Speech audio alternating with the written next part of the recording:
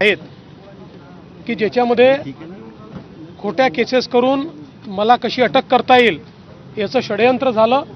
परंतु हे सगळे षडयंत्र त्यावेळी आम्ही त्याचा पर्दाफाश करू शकलो आणि त्याचे व्हिडिओ एव्हिडन्सेस देखील आम्ही CBIला दिले।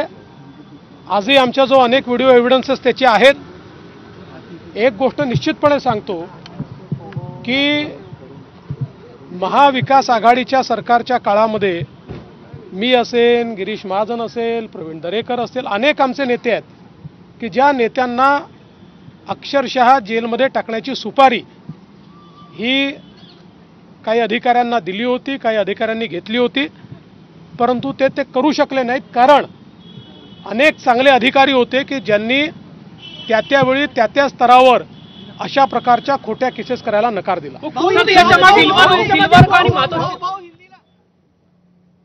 तर महाविकास आघाडी